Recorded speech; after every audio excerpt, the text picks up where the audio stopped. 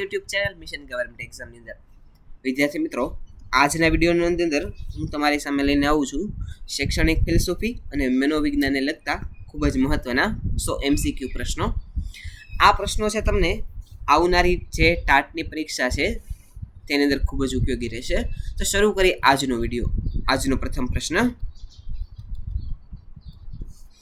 જીન પિયાજેના મતે અમૂર્ત ક્રિયાત્મક તબક્કો કઈ વય મર્યાદામાં જોવા મળે છે?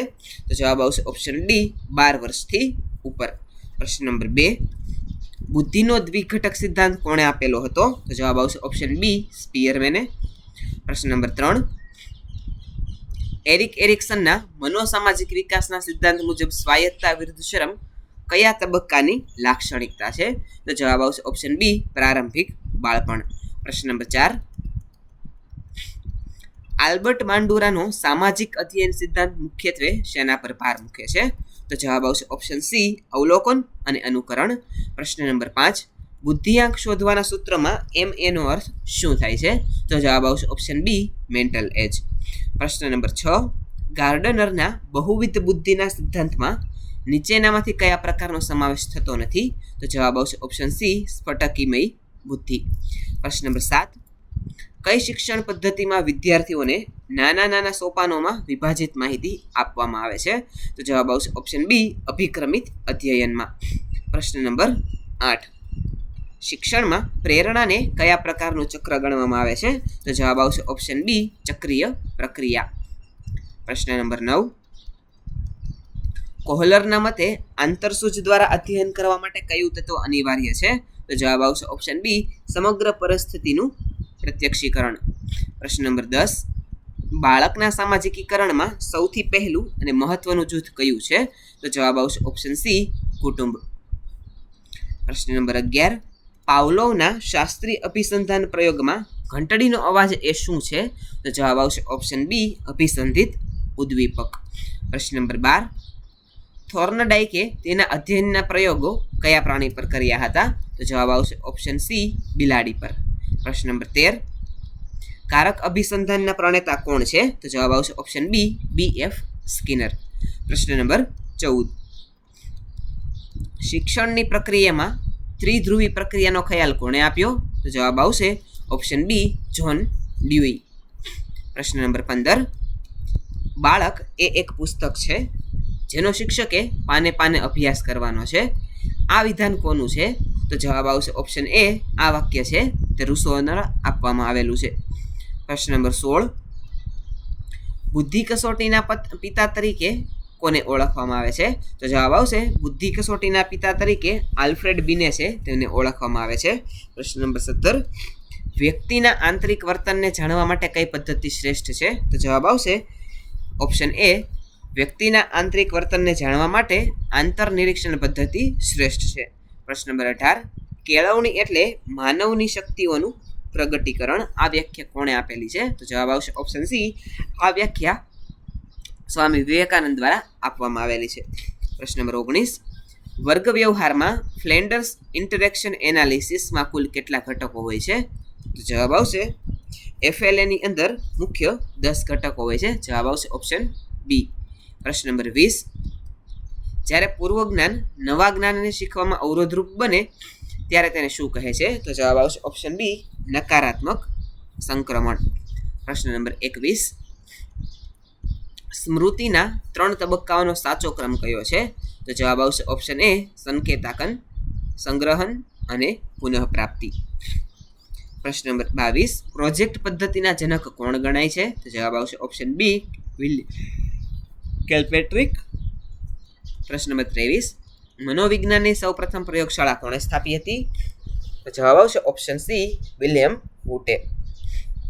પ્રશ્ન નંબર 24, બુદ્ધિનો બહુઘટક સિદ્ધાંત કોણે આપ્યો? તો જવાબ આવશે ઓપ્શન એ બુદ્ધિનો બહુઘટક સિદ્ધાંત થોર્નડાઇકે આપેલો છે. પ્રશ્ન નંબર 25, વ્યક્તિના વ્યક્તિત્વ માપન માટેની રોશાની શાહીના ડાઘાની કસોટી કયા પ્રકારની છે?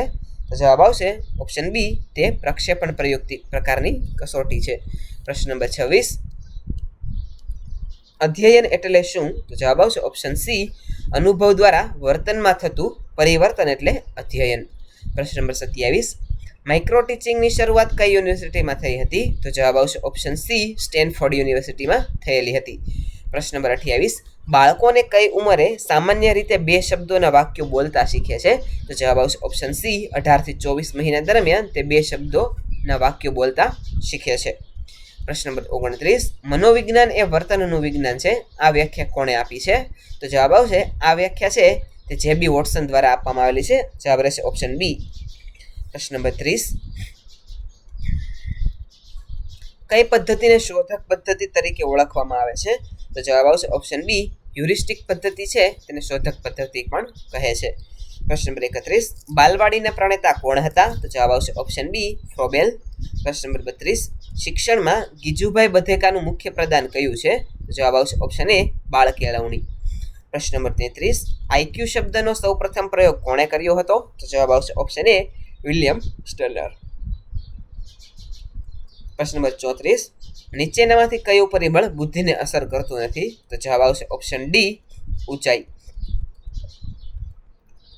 પ્રશ્ન નંબર 35, વિકાસ એ કેવી પ્રક્રિયા છે? તો જવાબ આવશે ઓપ્શન સી, તે સતત અને અવિરત પ્રક્રિયા છે.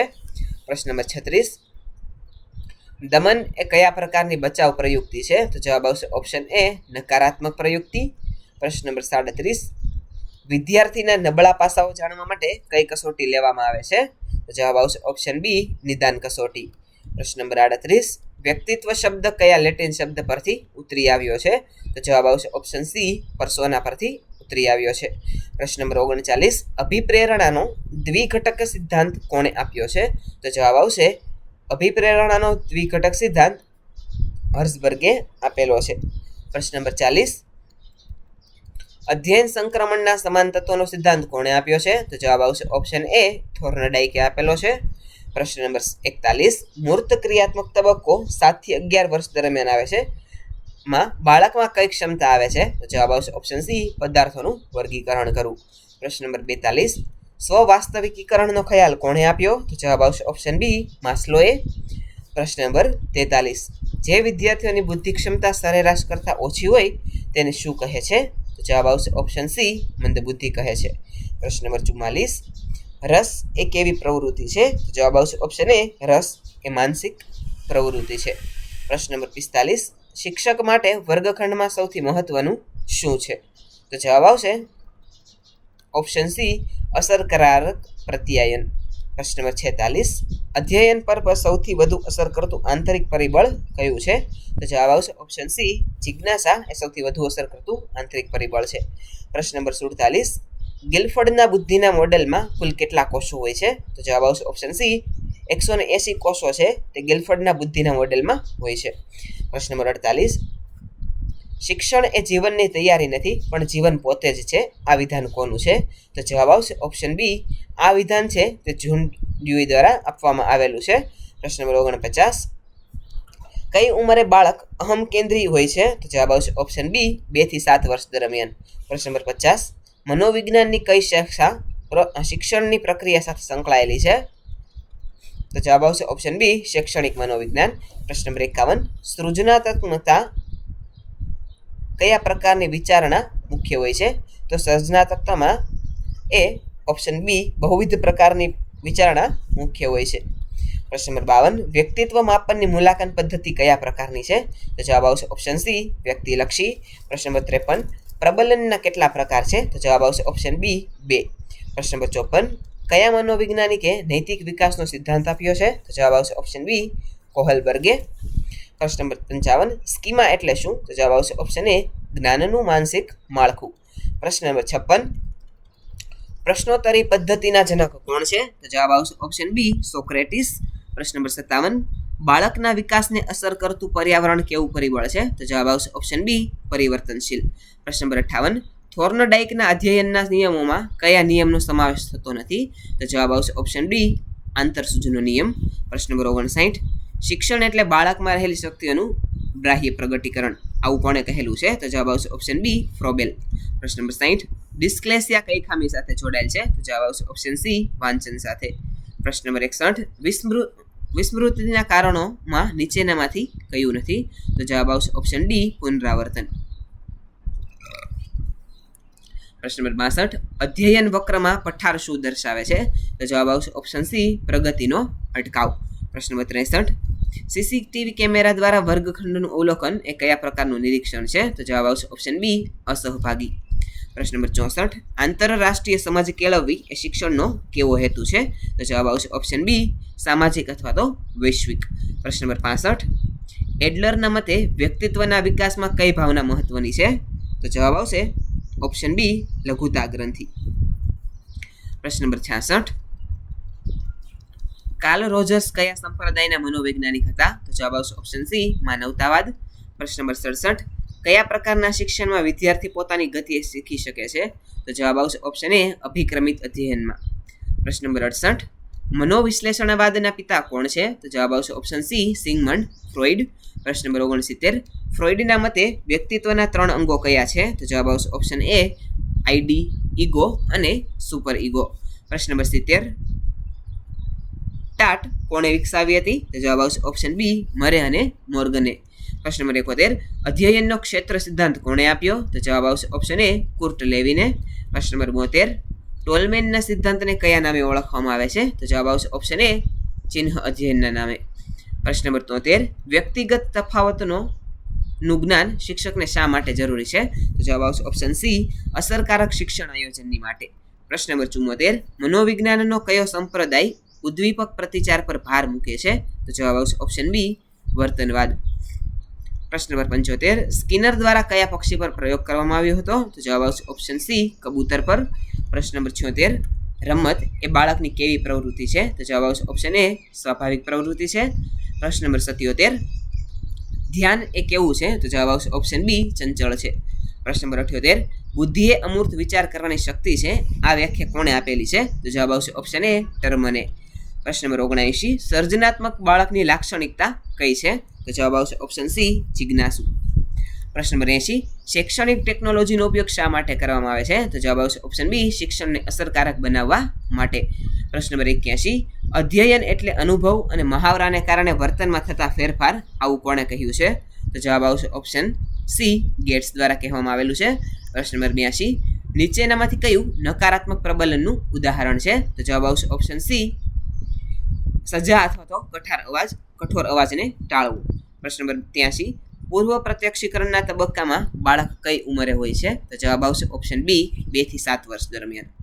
પ્રશ્ન નંબર 84 માઇક્રો ટીચિંગમાં એક ચક્રનો સમય કેટલો હોય છે? તો જવાબ આવશે ઓપ્શન સી 36 મિનિટનો. પ્રશ્ન નંબર 85 વર્ગ વ્યવહારના 100 ઘટકોમાં શિક્ષક કથનના કેટલા ઘટકો છે? તો જવાબ આવશે ઓપ્શન બી 7 ઘટકો. પ્રશ્ન નંબર 86 ગીજુભાઈ બધેકાને કયા ટોલામણના નામથી ઓળખવામાં આવે છે? તો જવાબ આવશે ઓપ્શન બી મૂછાળીમાં. પ્રશ્ન નંબર 87 પ્રબલનનો સિદ્ધાંત કોણે આપ્યો? જવાબ આવશે ઓપ્શન એ CL હલે. પ્રશ્ન નંબર 88 બાળક નકલી રમત કયા તબક્કે રમે છે? તો જવાબ આવશે ઓપ્શન એ પૂર્વ ક્રિયાત્મક તબક્કે. પ્રશ્ન નંબર 89 જિજ્ઞાસા એ કયા પ્રકારનું પ્રેરક છે? તો જવાબ આવશે ઓપ્શન બી મનોવૈજ્ઞાનિક અથવા તો આંતરિક. પ્રશ્ન નંબર 90 સ્મૃતિના પ્રકારોમાં નીચેનામાંથી કોનો સમાવેશ થતો નથી? તો જવાબ આવશે ઓપ્શન ડી કાયમી અથવા તો સ્થિર સ્મૃતિ. પ્રશ્ન નંબર 91 બચાવ પ્રયુક્તિનો ઉપયોગ વ્યક્તિને શા માટે કરે છે? તો જવાબ આવશે ઓપ્શન એ ચિંતા અને સંઘર્ષને ઘટાડવા માટે. પ્રશ્ન નંબર 92 ચક્ષુશ્રાવ્ય સાધનનું ઉદાહરણ કયું છે? તો જવાબ આવશે ઓપ્શન સી ટેલિવિઝન. પ્રશ્ન નંબર 93 બુદ્ધિલબ્ધિ 140 થી વધુ હોય તેવા બાળકને શું કહે છે? તો જવાબ આવશે ઓપ્શન સી પ્રતિભાશાળી બાળકો.